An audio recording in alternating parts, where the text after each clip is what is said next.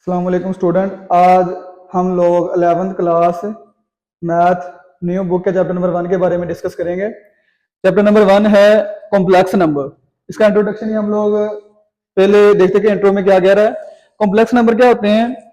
A number which can be written in the form of a जमा b iota is called complex number where a and b are real number and iota बराबर होता है आपका 91 के जजर के। It is denoted by z। इसको z से डिनोट किया जाता है। z is equal to a जमा b iota। ये आपका क्या है? एक कॉम्प्लेक्स नंबर है। अच्छा, कॉम्प्लेक्स नंबर आपका एक्चुअल में होता क्या है कि कॉम्प्लेक्स नंबर में आपके पास एक रियल पार्ट होता है और एक आपके पास इमेजिनरी पार्ट होता है। रियल और इमेजिनरी पार्ट के मुजमुए को हम लोग कॉम्प्लेक्स नंबर कहते हैं। तो इस कॉम्प्लेक्स नंबर में के एक आपने ये नोट कर लेना है कि एवरी रियल नंबर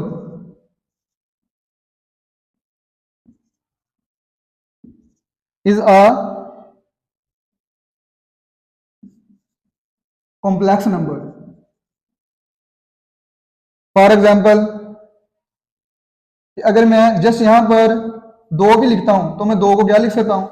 2 जमा 0 योटा, यानी ये आपका रियल पार्ट हो गया और ये आपका इमेजिनरी पार्ट हो गया। रियल और इमेजिनरी के मुजमुए को हम लोग क्या कहते हैं? कॉम्प्लेक्स नंबर कहते हैं। तो और एक और नोट है कि हम अपने जो कॉम्प्लेक्स नंबर है, फॉर एग्जाम्पल मैं यहाँ पर लिखता हूँ a जमा b योटा, इसको मैं ऑर्डर पेयर की शक्ल में भी लिख सकता हूँ। मतलब अगर ये ऑर्डर पेयर में लिखा है तो ये भी कॉम्प्लेक्स नंबर को डिनोट करता है।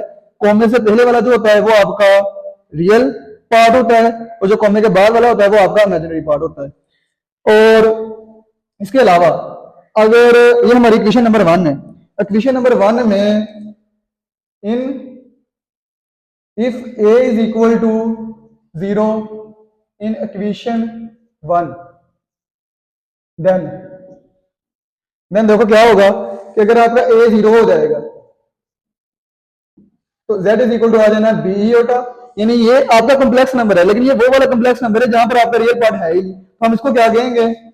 इट इज कॉल्ड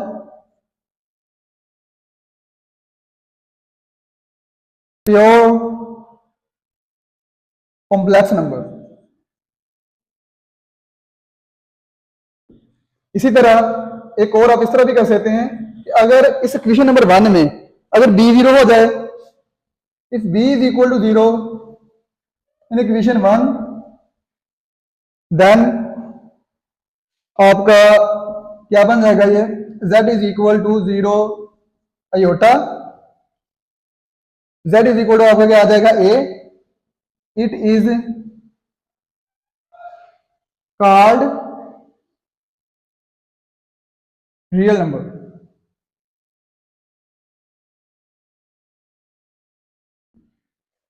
यानी कॉम्प्लेक्स नंबर में अगर आपका a 0 हो जाए तो वो आपका प्योर कॉम्प्लेक्स नंबर बन जाता है, और अगर आपका b 0 हो जाए तो ये आपका बन जाता है रियल नंबर।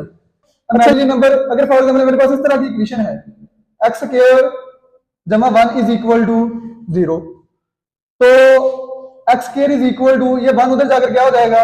-1 हो जाएगा।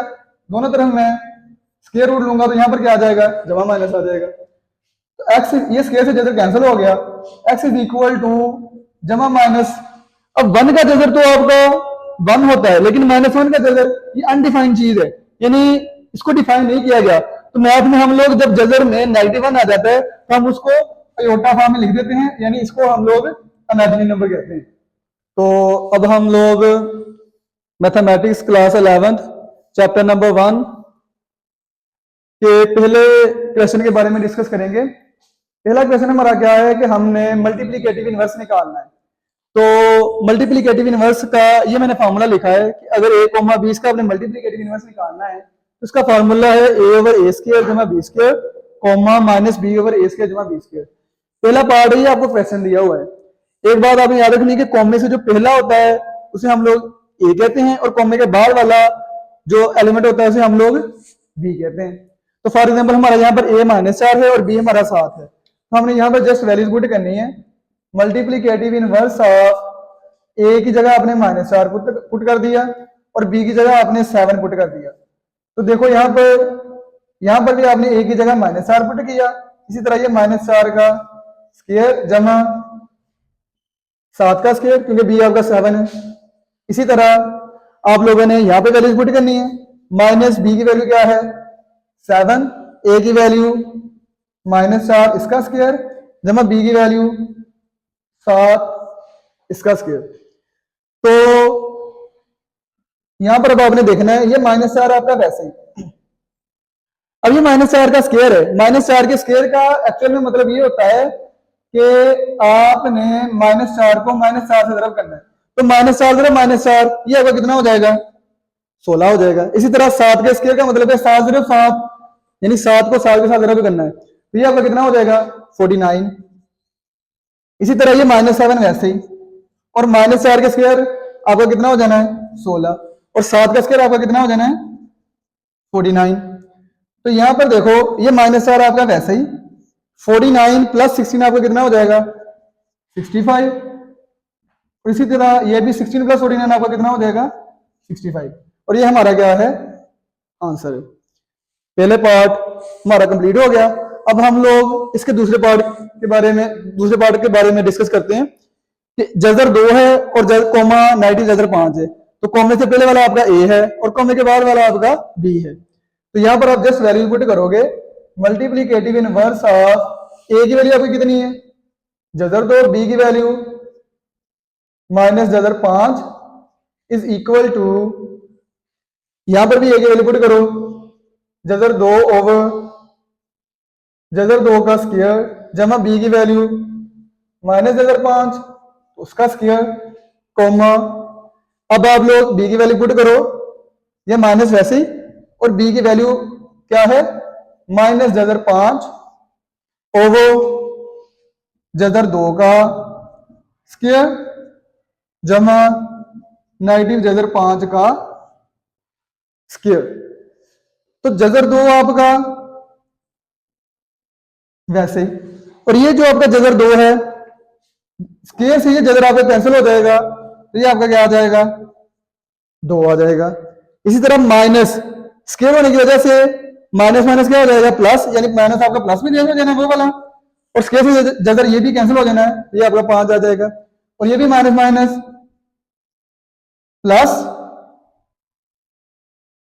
दरमियान में ये आपका कोमा ही है, ओवर ये भी स्क्वायर से जजर आपका कैंसिल हो जाएगा, और माइनस आपका पॉजिटिव में चेंज हो जाएगा, और स्क्वायर से जजर आपका क्या हो जाएगा कैंसिल हो जाएगा। तो ये आपका आ गया जजर 2 ओवर 7, और यहां पर जजर 5 ओवर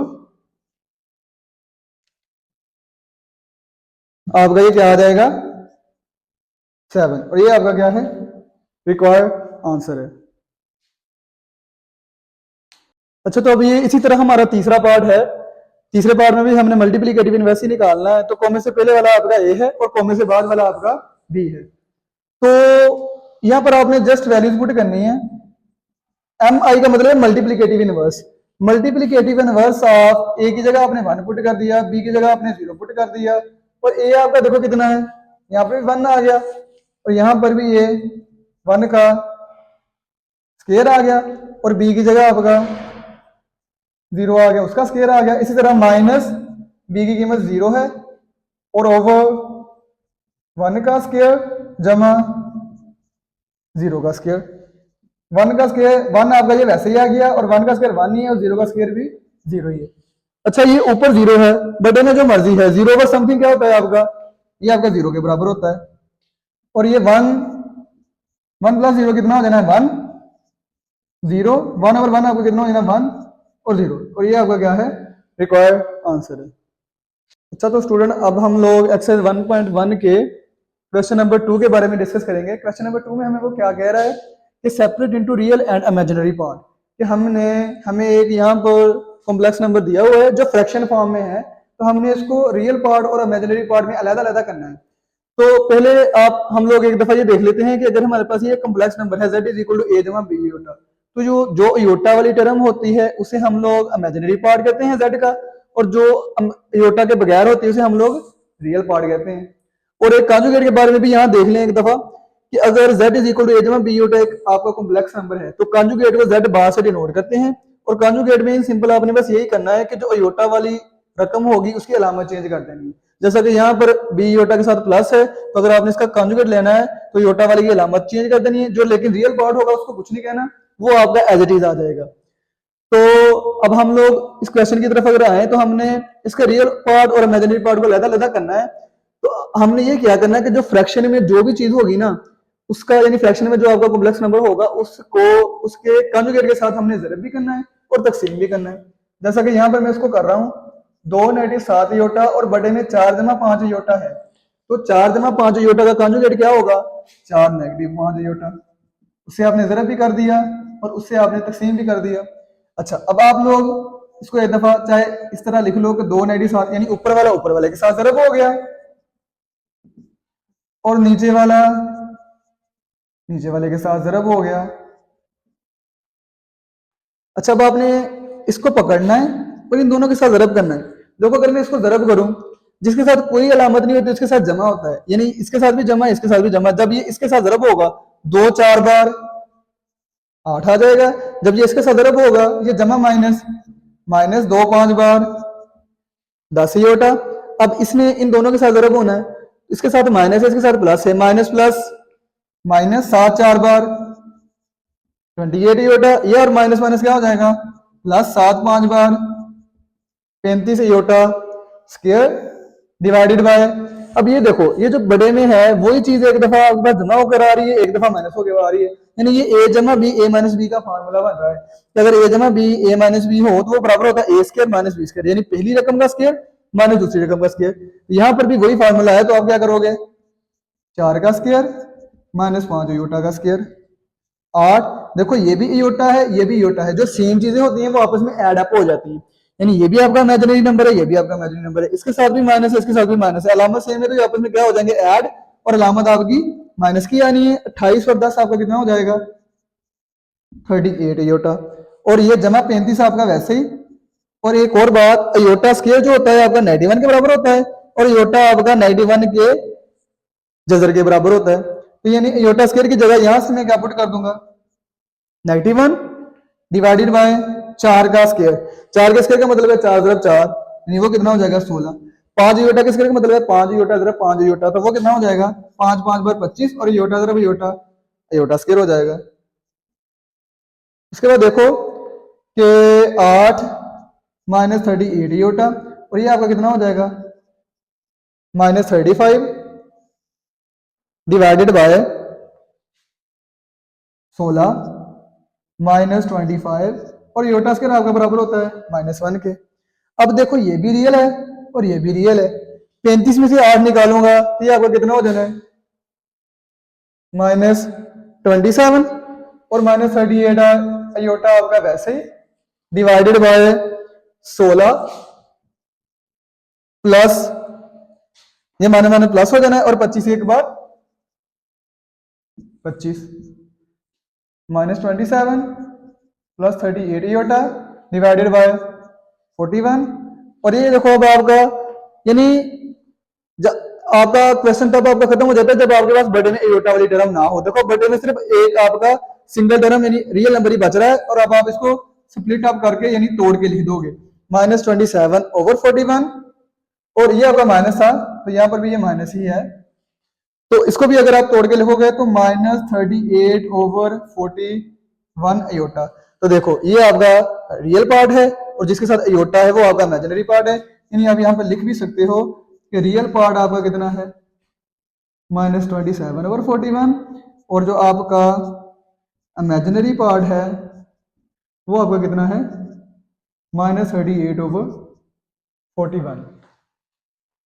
अच्छा, इसी तरह अब हमारा दूसरा पार्ट है, इसको भी हमने रियल पार्ट और इमेजिनरी पार्ट को अलग-अलग करना है। अच्छा, तो पहले हम लोग अगर इसका कॉन्जुगेट से ज़रब और तकसीम करने से पहले देखें तो यहाँ पर हमें होल का स्क्वायर नजर आ रहा है, तो पहले हम इसको सिंपलीफाई करेंगे, यानी अब ये स्क्वायर है तो स्क्वायर खोलेंगे। एक दफा इसको पहले मैं ऐसे लिख लेता हूँ, 3 योटा -2 का स्क्वायर ओवर 1 प्लस योटा, यानी जस्ट जगह चेंज की है, जगह चेंज करने से कोई भी फर्क नहीं पड़ता, क्योंकि अगर हम लोग अब इसका अगर हम लोग स्क्वायर खोलेंगे तो देखो जरा कि ये आपका a माइनस बी होल का स्क्वायर बन रहा है। a माइनस बी होल का स्क्वायर यहाँ पे मैंने फार्मूला भी लिखा है, वो क्या होता है a square plus B square -2ab।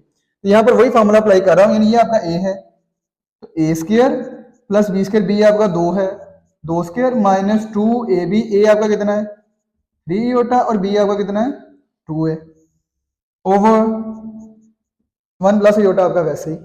अब देखो जरा, ये 3 का स्क्वायर, 3 आयोटा के स्क्वायर का मतलब है उसने उसी के साथ 3 आयोटा ने 3 आयोटा के साथ ही ज़रब होना है, तो 3 आयोटा ज़रा 3 आयोटा 9 आयोटा स्क्वायर जमा 2 2 बार 4 minus 2 3 bar 6 6 2 bar 12 iota divided by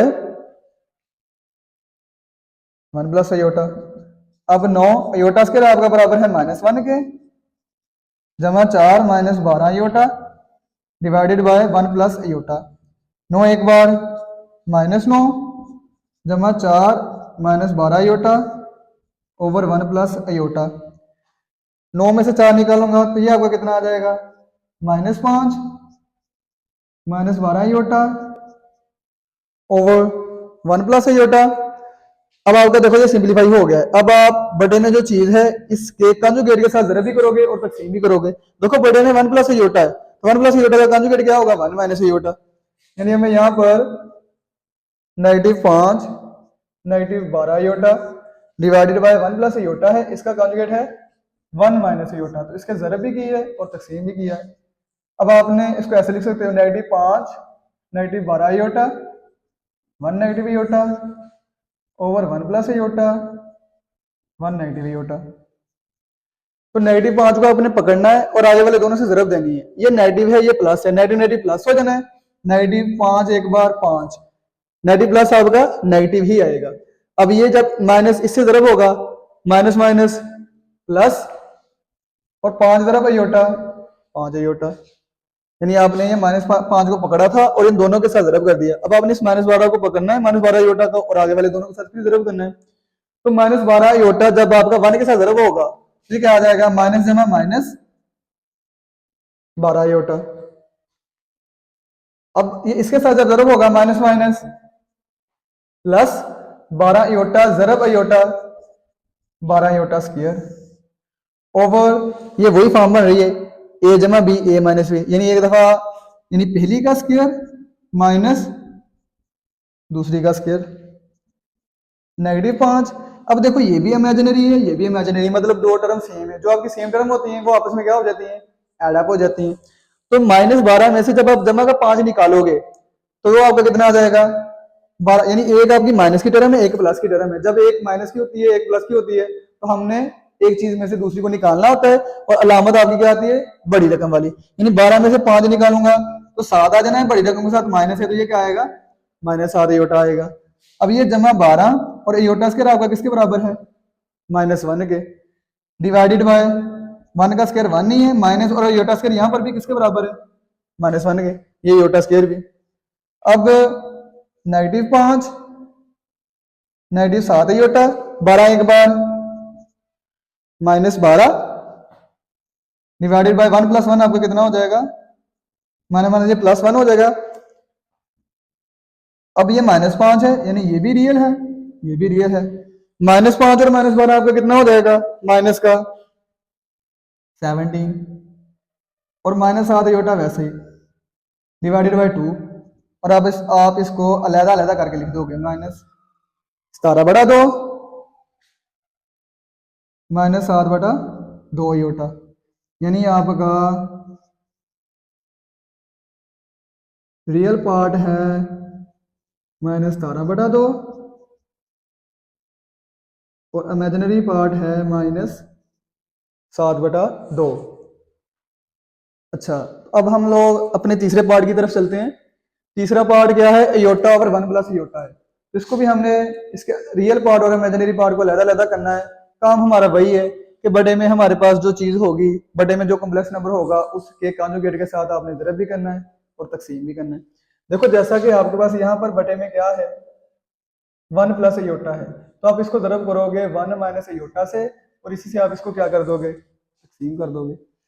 तो ऊपर वाला क्या बन गया आयोटा इंटू 1 माइनस आयोटा और नीचे वाला 1 plus iota 1 minus iota, iota ज़रब एक आयोटा और ये जमा माइनस माइनस ही है, आयोटा ज़रब आयोटा आयोटा का स्क्वायर। इसी तरह बटे में फिर वही चीज, एक दफा जमा हो के आ रही है, एक दफा माइनस हो के आ रही है, तो ये क्या होगा, पहली का स्क्वायर माइनस दूसरी का स्क्वायर, यानी ए स्क्वायर ए जमा बी हो, ए जमा बी इंटू ए माइनस बी हो तो वो बराबर होता है ए स्क्वायर माइनस बी स्क्वायर। इसी तरह ये है एक जमा अयोटा इंटू एक नेगेटिव अयोटा, आपका क्या होगा, एक का वन का स्क्वायर माइनस अयोटा का स्क्वायर।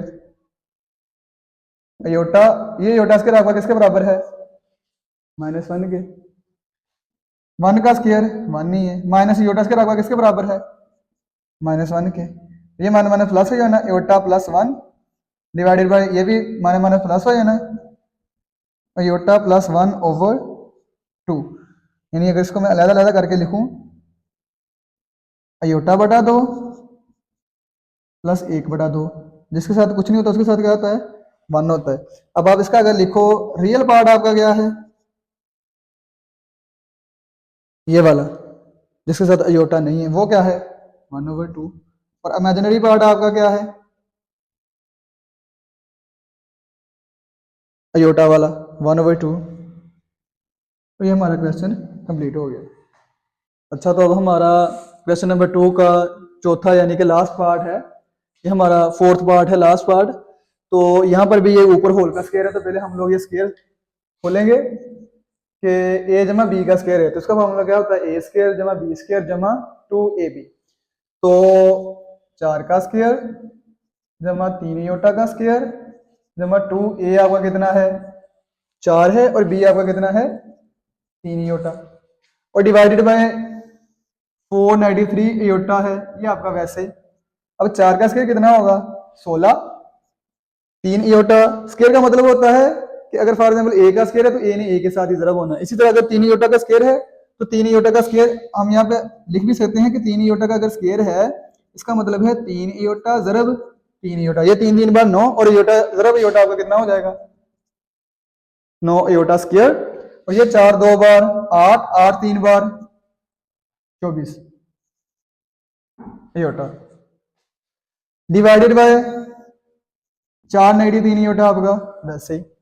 अब देखो 16 जमा 9, और जो आपका अयोटा स्क्वायर है वो आपका किसके बराबर है, माइनस वन के, जमा 24 iota divided by 4 negative 3 iota. 16 जमा माइनस माइनस हो जाएगा, 9 एक बार 9 जमा 24 iota divided by 4 negative 3 iota. अब देखो ये 9 ये भी आपका रियल है और ये भी आपका रियल है, तो अगर दो चीजें सेम हो तो आप उनको क्या कर देते हैं, एड अप कर देते हैं। यानी 16 में से अगर मैं 9 निकालूंगा ये कितना आ जाएगा आपका, 7 जमा 24 iota divided by 4 negative 3 iota. अब आप लोग इसको इसके, अब ये सिंपलीफाई हो गया है तो मैं नीचे वाले के कॉन्जुगेट के साथ इसको क्या कर दूंगा, जरा भी कर दूंगा और तकसीम भी कर दूंगा।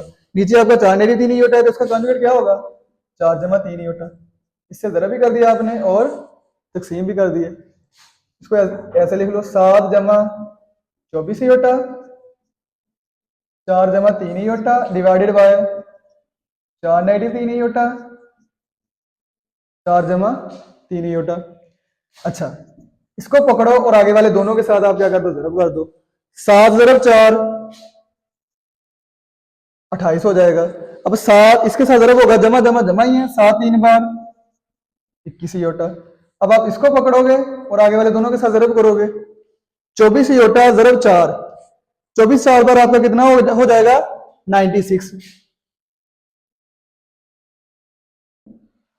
96 अयोटा। और अब जब ये ऐसे होगा 24 3 बार आपका कितना हो जाएगा, 72 और अयोटा तरफ अयोटा, अयोटा का स्क्वायर, और ये वही चीज ए जमा बी और ए माइनस बी वाला फॉर्मूला बन रहा है, तो पहले का स्क्वायर माइनस दूसरे का स्क्वायर।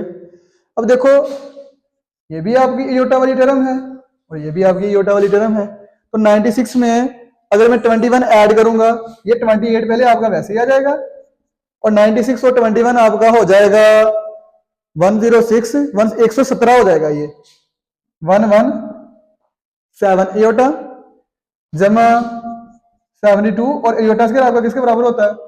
-1 के।